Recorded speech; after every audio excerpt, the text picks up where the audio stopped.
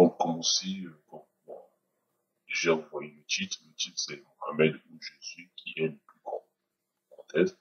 Par contre, je dois d'abord commencer à reprendre le bâtard à la gueule du hippopotame, hein, Killuminati. Killuminati, cette vidéo est faite pour toi et pour tous les autres musulmans noirs. Parce que vous, avec vos conneries que vous ramenez en Afrique, ça commence à m'énerver, on commence à avoir marre avec toutes ces prédications que vous ramenez en Afrique. Et prêchez aussi sur Internet, tout ça, des conneries, des palmes. À chaque fois, je vois sur YouTube, il y a que des musulmans, ils ramènent toujours leurs frères sur Jésus. On attaque la Bible en disant pourquoi les, les chrétiens disent Jésus est Dieu, Jésus est parti, Jésus est pas de cas. C'est toujours ce genre de questions, en fait, sur Jésus, autour de Jésus. Et ils attaquent la Bible, mais ils lisent jamais ce qui est écrit dans le Coran. C'est ça, l'hypocrisie des musulmans, surtout des musulmans noirs, hein, les esclaves des Arabes, jusqu'à aujourd'hui. Mentalement, vous êtes esclaves. Donc, qu'est-ce que je voulais dire? Voilà. Aujourd'hui, on va voir, puisque le sujet c'est toujours ce Jésus, mais j'en ai marre, quoi. Faut qu'on fasse aussi une vidéo sur Mohamed, là, parce que vous parlez jamais de lui. Toujours, oui, il était bien, mais faux. S'il était bien, donnez-nous les preuves qu'il était bien. Vous le donnez pas. Parce que vous donnez juste ce qui vous intéresse, quoi. Ce qui vous semble bien, ce qui vous semble bien, ce qui vous semble correct, cohérent, ce qui vous semble logique, c'est là dans vos têtes. C'est ça que vous donnez. Ne vous donnez pas les profondeurs le profondeur du Coran. Donc, aujourd'hui, on va voir si, entre Jésus et Mohammed, entre les deux, qui est parfait et qui n'a jamais été parfait, qui a péché. Déjà, Mohamed, il a péché beaucoup de fois. Il a couché avec une gamine de 9 ans, en marié avec quand elle avait 6 ans. C'est déjà un péché. Jésus n'a jamais fait ça. Donc, voilà. On va pas aller trop loin. Excusez-moi. Allez. Je sais que vous, les musulmans, vous aimez pas la vérité. Quand on vous dit la vérité, vous essayez de tuer ces gens-là. Parce que vous aimez pas écouter la vérité. Ça vous choque. Ça vous déstabilise. C'est la vérité qui vous dérange. Vous aimez toujours critiquer les autres, mais vous aimez pas quand vous critiquez. Ça, l'hypocrisie chez vous, les musulmans.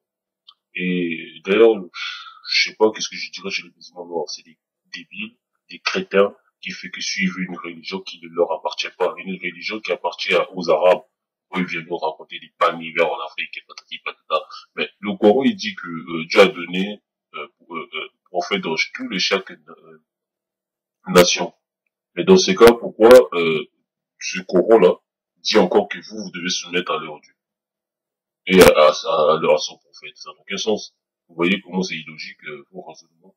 Allez, on va attaquer quand même le sujet, sinon on va être songe. Donc, voilà.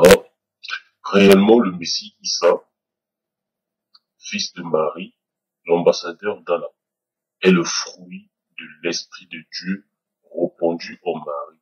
Et il est esprit comme Allah est esprit. En parenthèse, femme 4, verset 171. Donc vous lisez ça dans le Coran. Le Coran dit que Jésus il est l'esprit comme Dieu est esprit. C'est écrit là. Il est esprit comme Allah est esprit. Donc il est esprit comme Dieu est esprit. Ce qui précise le Coran. Alors, le Coran précise que Jésus il est esprit comme son père. Donc c'est pas moi qui le dis. Et nulle part vous verrez où on dit que Mohamed il est esprit. Il est plutôt une chair. Hein, une chair construite de deux chairs aussi, c'est-à-dire d'une mère et d'une père, et d'une mère et un père, pardon. Un père et d'une mère. On peut faire l'inverse, c'est la même chose. Donc, vous voyez déjà la différence, c'est là. Ça, c'est juste le début de l'introduction. On va rentrer jusqu'en profondeur, vous allez comprendre qui est plus grand et qui n'est pas plus grand. Déjà, ce verset déjà prouve la grandeur du Christ et de Jésus, pardon. Ce verset prouve déjà la grandeur de Jésus que moi. Allez, nous allons lire aussi ce qui est écrit en bas. Nous avons insufflé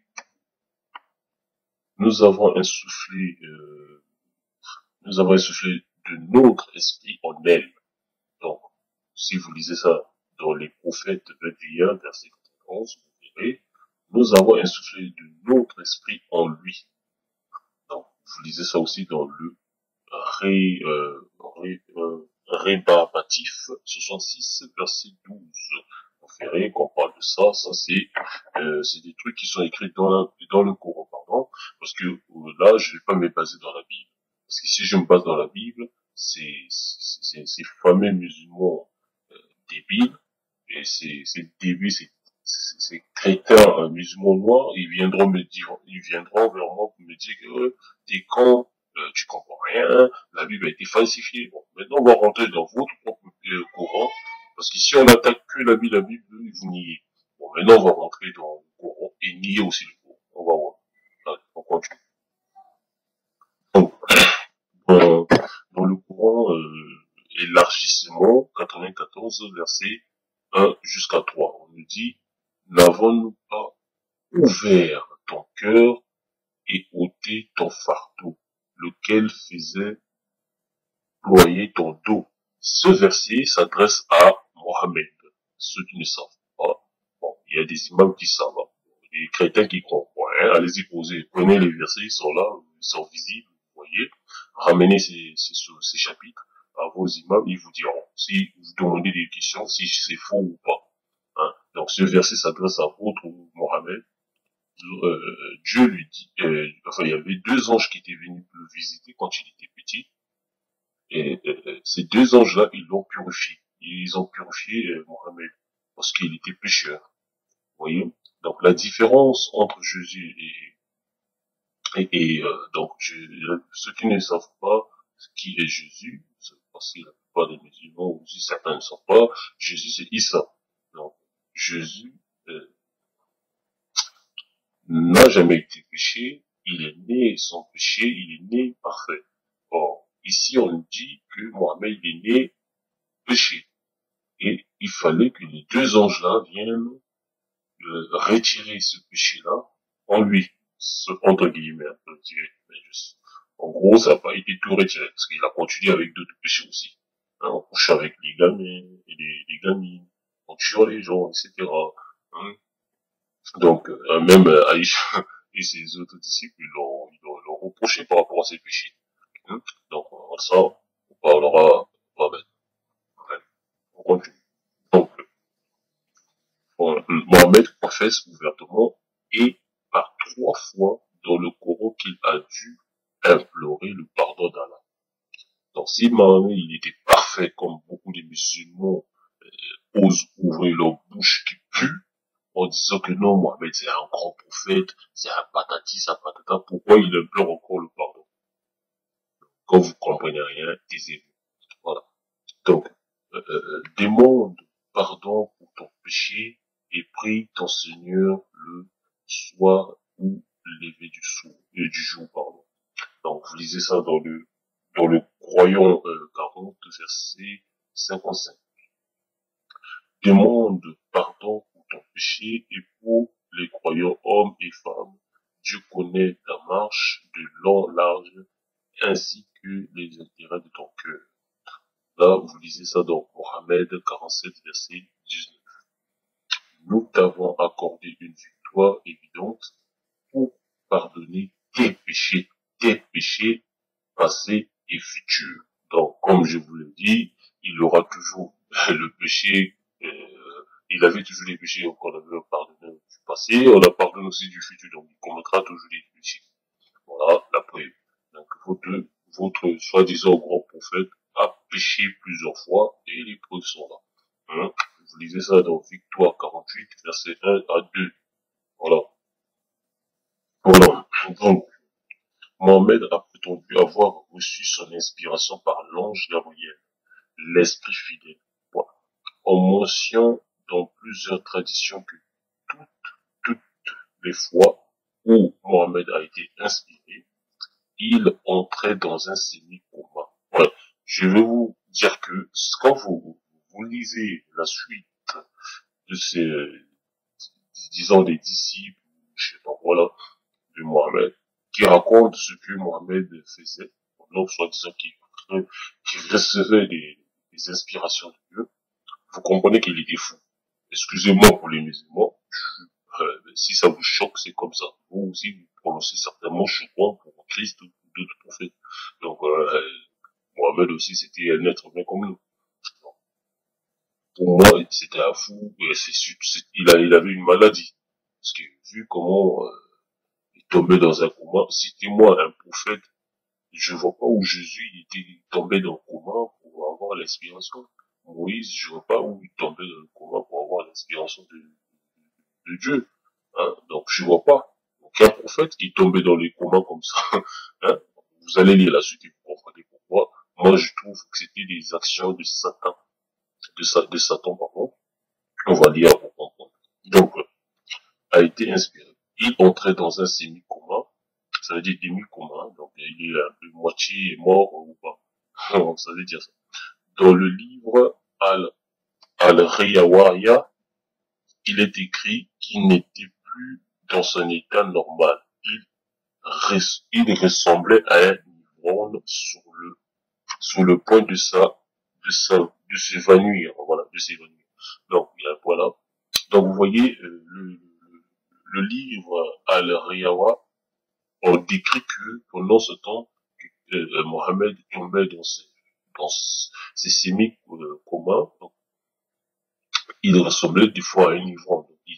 Regardez les fous, comment qui parlent, des gestes, ou regardez seulement ceux qui sont possédés par les diables, comment ils parlent, comment leurs yeux détournent, quand ils tombent par terre, les gestes qu'ils font. Et c'est ça que le livre de Al-Riyawaya décrit, hein, quand tu voyais le visage de cet homme qu'on prétend qu'il y a un prophète. Voilà, donc on lit la suite. Des érudits musulmans disent qu'il était enlevé de ce monde. Abu Huraira a dit, quand Mohamed était inspiré, il était frappé de terreur. Dans le livre Al-Rewaya, il est écrit, la dépression se voyait sous son visage. Donc, comme je viens de dire tout à l'heure, vous voyez comme les gens qui sont possédés par les démons, quand on chasse les démons dans leur corps, vous voyez les gueules qu'ils font. Voilà, exactement, c'est ce qu'ils faisaient. Soit disant qu'à un moment-là, ils recevaient. Donc moi, je vois pas où Jésus recevait ce genre de forme, je sais pas comment je peux expliquer ça. Enfin bref, donc, vous comprenez déjà dans votre conscience. Donc je continue. Et ses yeux étaient enfoncés. Voilà, quand vous voyez aussi des gens qui sont possédés, leurs yeux commencent à ressembler. C'est ça qu'on parle. Parfois, ils tombaient dans un profond sommeil. Donc, Omar bin al-Khattab a dit, quand il était inspiré, un bruit semblable au bourdonnement des abeilles pouvait être entendu autour de son visage. On a demandé à Mohamed comment cela se passait quand il recevait l'inspiration. Il a répondu, parfois cela vient sur moi comme le tintamarre d'une multitude de cloches. Donc, ça prouve que il y a qu'un fou qui reçoit ce genre de troublement dans la tête. Je vois pas, enfin bon, je vais pas rentrer là-bas, après les musulmans vont essayer d'envoyer des bombes, des trucs comme ça, parce qu'ils aiment bien menacer les gens. Donc on va continuer à dire. Ce qui est la forme d'inspiration la plus dure pour moi, et quand c'est fini, je me souviens de ce qu'on m'a dit. Voilà, donc là, on va voir, là on vient de voir quand Mohamed il reçoit ses inspirations, des trucs comme ça. Maintenant, nous allons voir d'où Jésus a eu son inspiration. Comment il fait pour avoir son inspiration? Est-ce que Jésus, on lui donne l'inspiration ou lui-même il est l'inspiration? On va voir. Parce que je vais pas rentrer dans la Bible. Parce que si je rentre dans la Bible, les musulmans viendront dire que non, la Bible c'est trafiqué, nous on traduit la Bible à notre manière. On va rentrer dans votre courant de merde et vous verrez. Allez, lisons.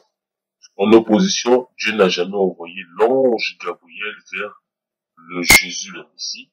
Et Jésus, le Messie, n'a jamais été inspiré par l'intermédiaire d'un tiers. Il a lui-même été l'incarnation de la vérité. Vous lisez ça dans Marie 19, verset 34. Ça, c'est dans le cours. L'éternelle parole de Dieu et un esprit venant de lui, venant du sein de Dieu, rempli de la connaissance de sa volonté. Si quelqu'un veut étudier la volonté de Dieu en profondeur, il doit étudier la vie de Jésus, le Messie, avec attention, car il est la volonté incarnée du Tout-Puissant. Le Coran nous dit plus loin qu'Allah lui-même a enseigné à Jésus le Messie le livre, la sagesse, la Torah et l'Évangile, avant son incarnation. Et il lui enseignera le livre, la sagesse, la Torah et l'Évangile. Ça, c'est dans Maison, vous lisez ça dans Maison d'Imran 3, verset 46. Et 48, pardon. Là, je répète, Maison d'Imran 3, verset 48. Donc, Jésus le Messie connaît tous les secrets du ciel et de la terre. Parce qu'Allah lui a dit tout ce qui est écrit dans le livre divin, Al-Louh, al-Mahfoud, un truc comme ça, incluant la Torah dans son entier, la sagesse de Salomon et l'évangile. Jésus le Messie était ainsi rempli de la parole de Dieu.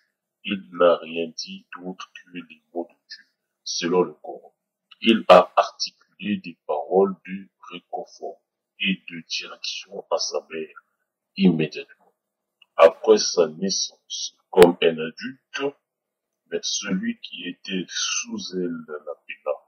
Ne sois pas triste, regarde, ton Seigneur a établi sous toi une personne grande, secoue le tronc de la palme et secoue le tronc de la palme et des dettes fraîches et mûres tomberont autour de toi.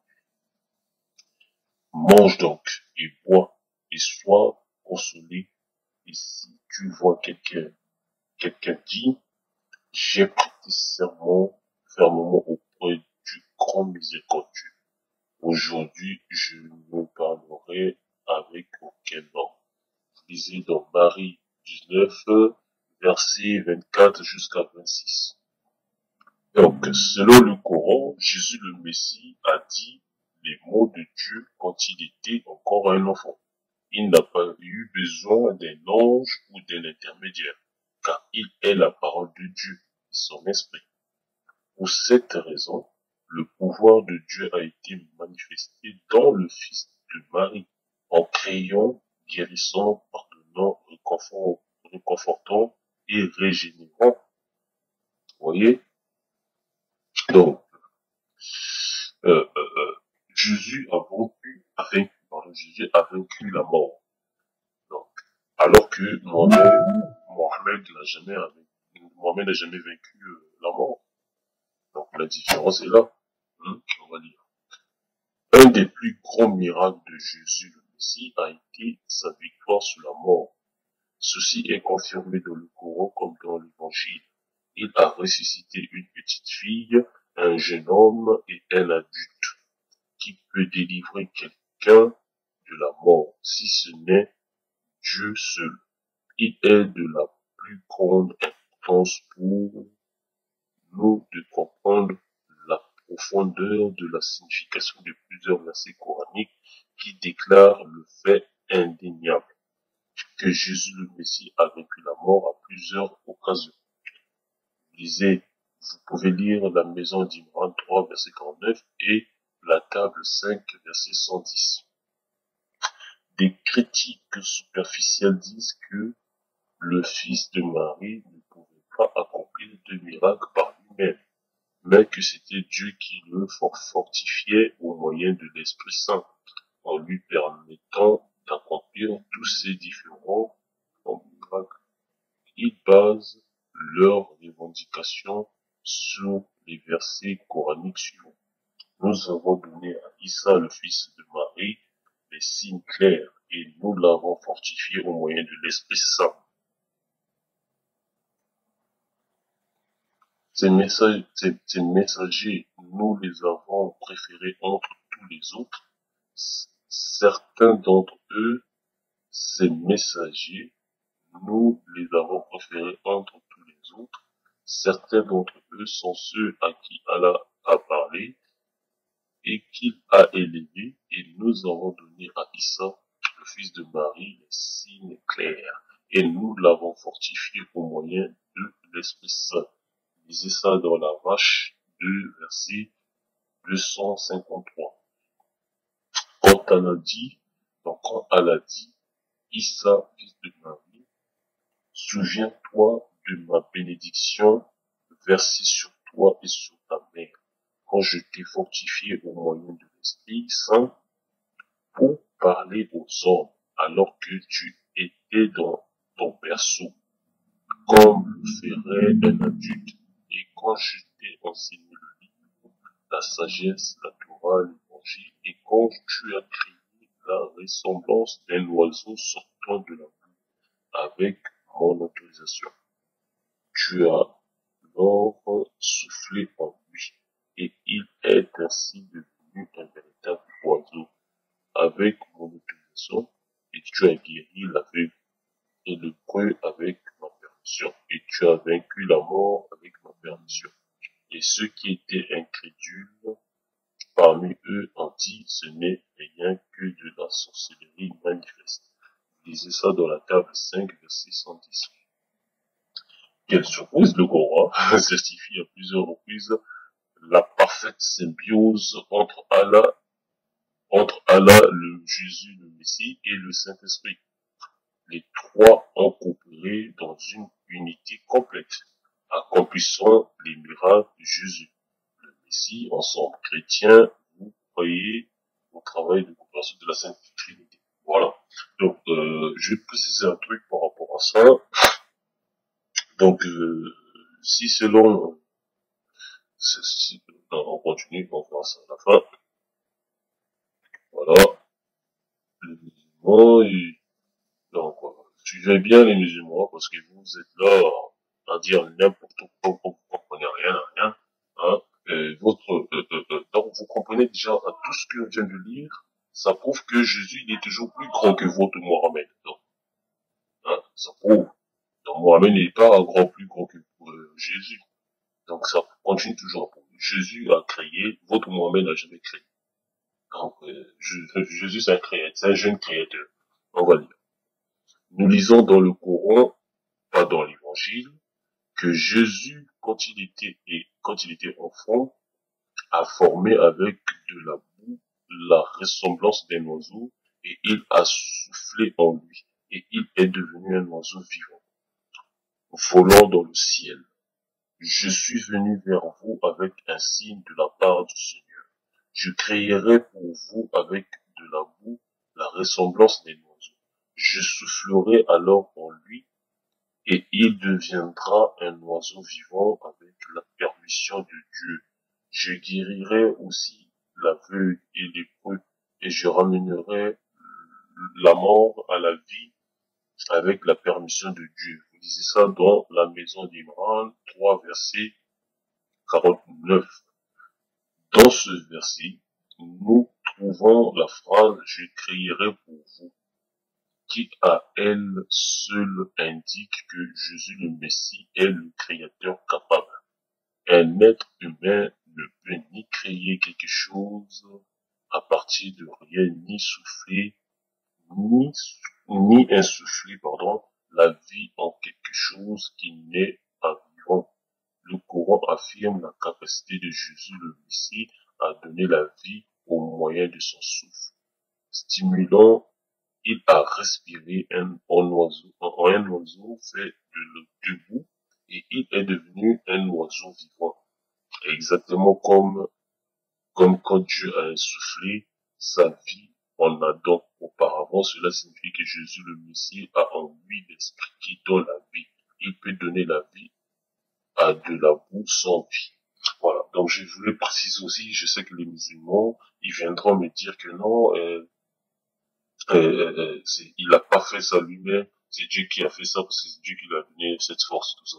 Et vous êtes tarés. Dieu lui a donné tout. Donc pourquoi c'est Dieu qui va faire encore? C'est pas Dieu qui a fait, c'est Dieu qui lui a donné tout. Dieu lui a donné cette capacité-là, donc c'est lui qui fait. C'est comme si moi je mets mon enfant au monde, et mon enfant, je lui ai expliqué, ça tu peux faire ça, ça, ça, ça. Mon enfant, il le fait. Donc on va dire que c'est moi qui ai fait.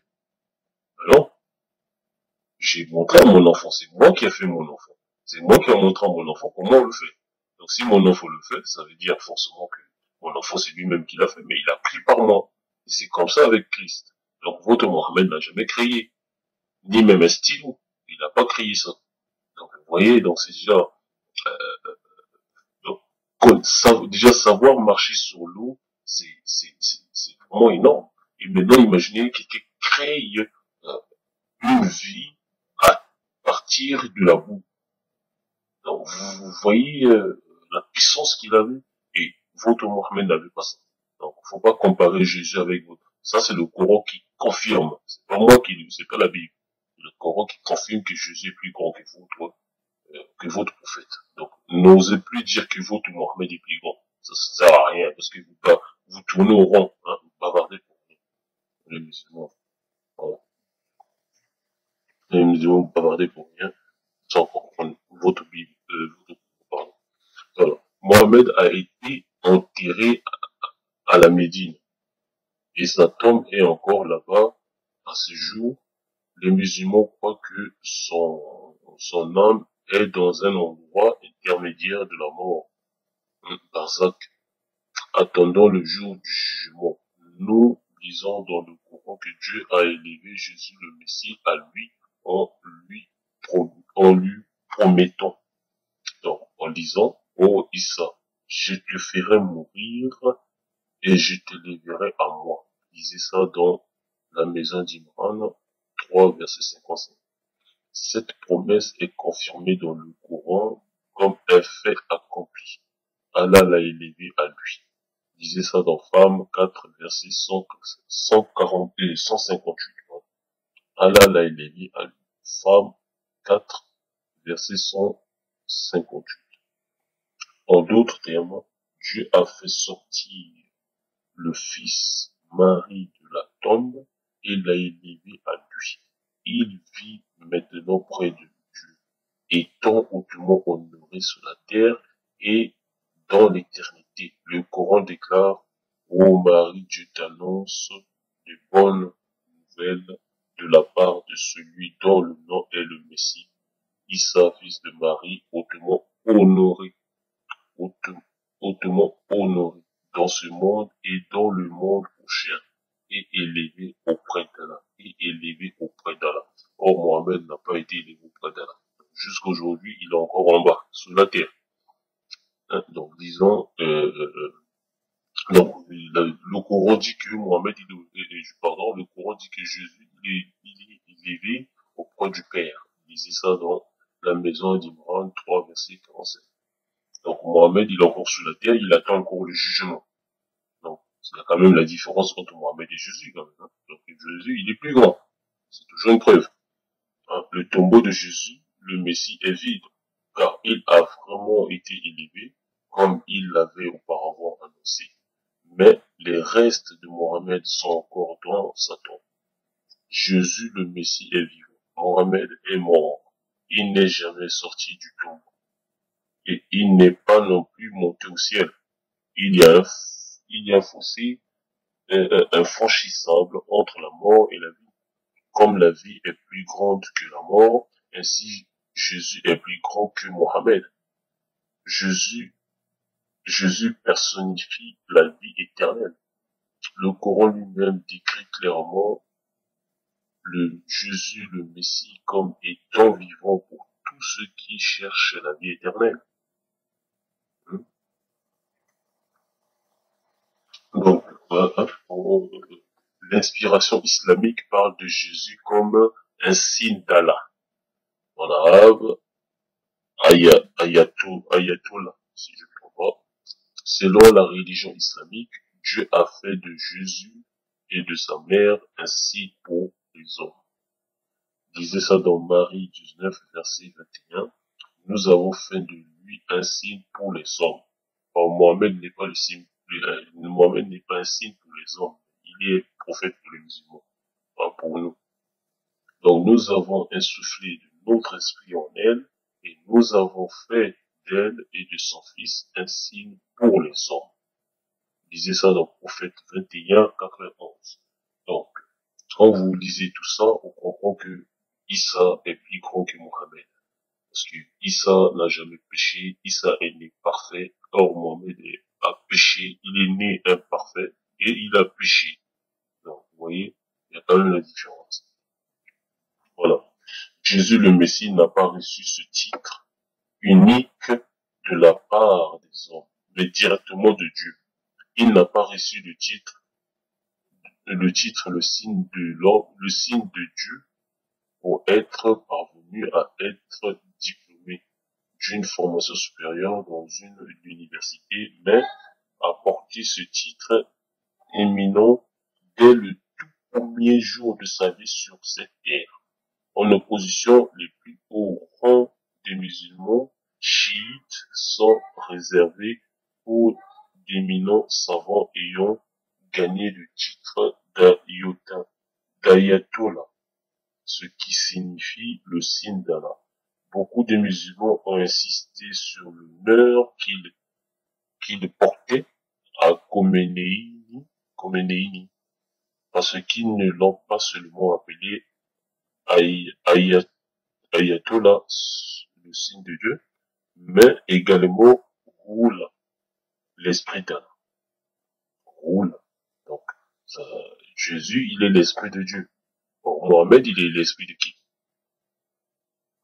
Comprenez. Les chrétiens croient trouver leur signe de Dieu depuis 2000 ans. On peut dire ça comme ça, moi je crois que c'est depuis 2000 ans.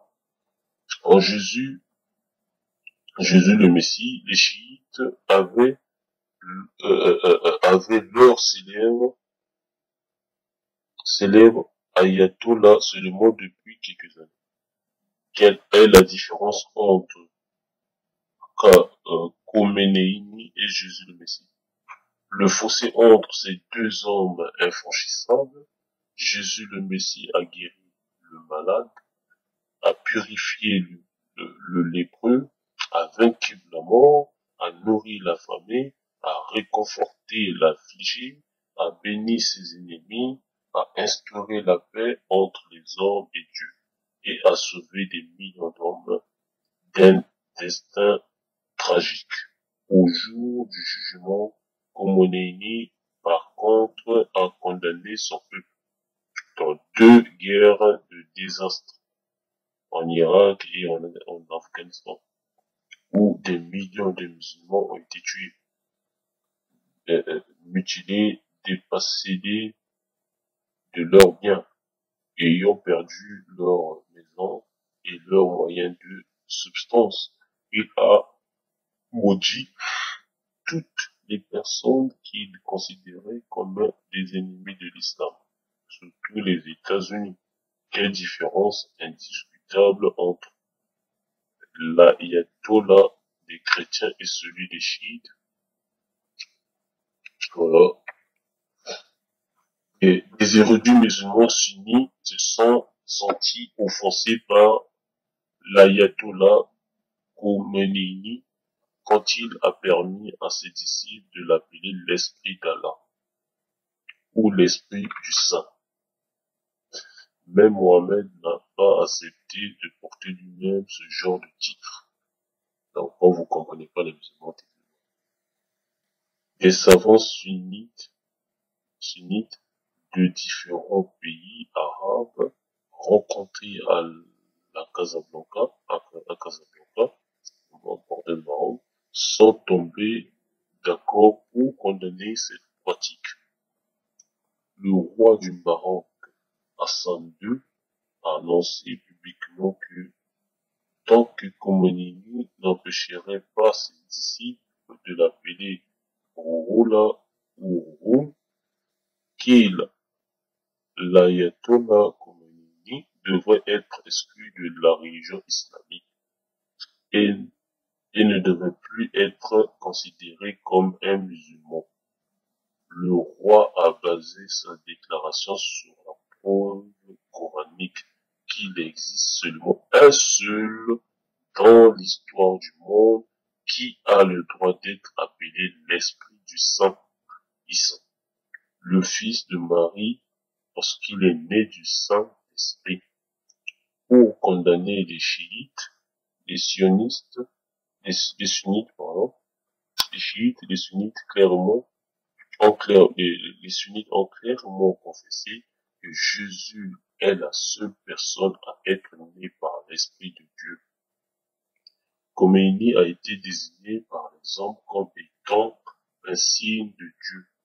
Pour les chiites qui vivent de façon primitive en Iran, cependant, Jésus, le Messie, était le véritable signe de Dieu pour tous les hommes.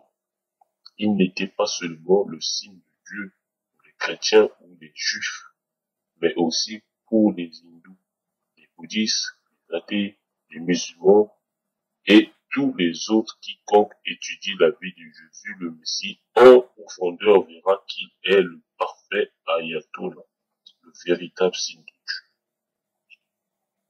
Or, Mohammed n'est pas le véritable signe de Dieu. Voilà, donc, vous venez de lire, on vient de voir, le Coran, nous, parce qu'il y a tellement des preuves, tellement des passages, tellement des trucs, on va pas tout quand même mettre, hein, parce que ceux qui douteront, ils viendront, on va attaquer encore avec d'autres coraniques. Mais, avec ces musulmans-là, hein, quand vous comprenez rien dans vos têtes, taisez-vous. Ce qui prouve que Jésus il est plus gros que votre prophète, c'est les actes de votre prophète. Votre prophète a couché avec un cadavre. Or, le nôtre n'a jamais couché avec, Jésus n'a jamais couché avec une cadavre, avec une femme morte. Excusez-moi, mais ce n'est pas moi qui le dis, c'est votre livre religieux qui le dit, hein. Bon, aussi, on va dire, ce hadith est cité dans 6 références musulmanes, hein, y compris 15 el-Oumel, li el-Moutaka, elle dit, volume 13, page 274. Et el-Oudja fi Bayan el-Mahidja li Abi el-Qasim el-Asbahani, volume 1, volume 1, page 488. Puis il l'a, le messager, entre parenthèses, le messager d'Allah, Mohamed, puis il enleva son camis, et il a vêtu Oumu Ali, lorsqu'elle est morte. Donc, cette femme-là, elle s'appelle Oumu Ali, avec, donc, il a levé son camis, il a, il a, il a vêtu, ce cadavre, avec cette Camille-là. Lorsqu'ils ont mis de la terre sur elle, ils lui ont dit, donc, après avoir faire ce jour-là, ce jour de date, ils ont enterré la femme. Ensuite, les gens qui étaient autour, ils posent la question à Mohamed, écoutez, lisez très bien, et disent, oh messager d'Allah, nous t'avons vu. Nous t'avons vu. Donc, en gros, si on veut faire si on veut l'exprimer dans notre dialecte, dans notre façon de parler d'aujourd'hui, alors, on t'a vu, on t'a vu, on t'a vu, nous t'avons vu faire une pénétration, mais une pénétration dans sa tombe, une pénétration dans sa tombe, chose que tu n'as jamais faite à personne. Il leur dit, je l'ai habillé de, écoutez maintenant, eux, ils disent à Mohamed, on t'a vu faire une pénétration dans la tombe. Et Mohamed leur répond, je l'ai habillé de mon camis auquel s'habillent les vêtements du paradis. Et je l'ai pénétré dans sa tombe pour que la pression de la tombe sur elle soit allégée. Donc, comment vous pouvez imaginer ce genre de truc? Il rentre dans le tombeau, il enlève ses vêtements, il fait habiller le cadavre, et il pénètre le cadavre, il sort pour que soit disant que quand il va payer, parce qu'en pénétrant le cadavre, et le cadavre va être à l'aise, à l'aise, allégé dans le tombeau où il va être donc la terre va accueillir cette forme. Bon, en fait, sur la base de ce hadith, les grands imams ont donné ce qui suit. Donc, vous verrez, quoi, il y a beaucoup de grands imams, maintenant, ils donnent leur, leur avis par rapport à par rapport à cet acte que Mohamed avait fait. Écoutez, maintenant, disait, la copulation avec l'animal et la femme morte, entre parenthèses, le cadavre d'une femme, n'annule pas l'ablution. Donc, vous disait ça dans Ashir Haïm, El Mukhtar, Haïla, Edgar, El Mukhtar, Chartini, tout comme ça. Enfin, euh, donc, volume 1, page 66. Donc, deuxième, la copulation avec la femme morte ne nécessite pas la condamnation. La même chose pour la copulation avec la bête. Donc, vous disiez, pensez comme la bataille, Sanaï, machin, volume 7, page 34. Vous voyez, ils autorisent même naître de faire l'amour avec un animal, tout comme avec cadavre. Vous comprenez ces gens-là. Hein? Voilà. Jésus est le seul, bon, parce que là, les musulmans, comme Illuminati, qui comprend rien avec sa tête de mongol, la tête du cul du hippopotame. Ce mec-là, il comprend rien, le Illuminati, il a fait une vidéo en disant, oui, musulman veut dire soumission, voilà, soumission, soumettre à Dieu, tout ça, donc ça veut dire en gros, Jésus est musulman. Écoute, Illuminati, si t'es débile, reste débile, hein, t'es vraiment pathétique, avec ta gueule de merde, là, ferme ta gueule, s'il te plaît, parce que je commence à avoir marre en entendre des bêtises comme ça. Donc, Yahushua signifie Dieu, alors en gros, Jésus est Dieu aussi. Bon, quand le mot Yahushua existait, le mot musulman n'existait pas encore. Le mot musulman a existé à travers l'accent des Turcs. Donc, hein, donc si tu comprends rien, tais-toi. Et il y en a qui disent, oh non, ça vient du araméen, donc faut taisez-vous quand vous savez rien. Si ça vient d'araméen, donc ça veut dire paix et non soumission. Parce que quand on lit la définition du salam, salam ça veut dire la paix ou le salut. Donc, et non soumission, et non soumettre. Donc, quand vous comprenez rien, taisez-vous, fermez-vous. Si Jésus était le seul musulman véritable, si Jésus était le seul musulman le véritable, si nous considérons que la définition du mot musulman est un dérivé du mot arabe, salam, signifiant paix ou salut, un vrai musulman est un fabricant de paix qui s'est abandonné à l'amour de Dieu, le servant lui seul. Donc, voilà, pour toi, qui est illuminati, qui comprend rien, qui dit que Jésus est musulman, si Jésus était musulman, donc il n'est pas musulman comme vous, les musulmans là, les disciples du Mohammed. Non, non, ça n'a rien à voir avec ça. Donc tu comprends pas, et toi, voilà, hein, avec tes conneries là, je sais pas d'où tu les ramasses, c'est incroyable. Hein. Donc, moi, je n'ai pas encore fini à prouver le détail des choses, mais aujourd'hui, je vais m'arrêter là. Voici mes preuves que Jésus, il est plus grand que votre Mohamed. Mohamed a fait beaucoup des actes abominables que Christ n'a jamais fait. Donc, il ne faut pas toucher Christ, pardon, je dis Jésus, pas Christ.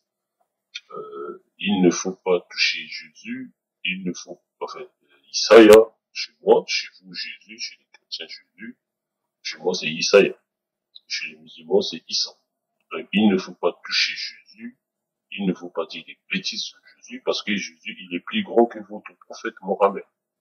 Mohammed a péché. Il a fait beaucoup de péchés. Le Coran reconnaît le péché de Mohammed. Celui qui ne croit pas, il n'a qu'à demander à son imam. Et l'imam le dira. Voilà.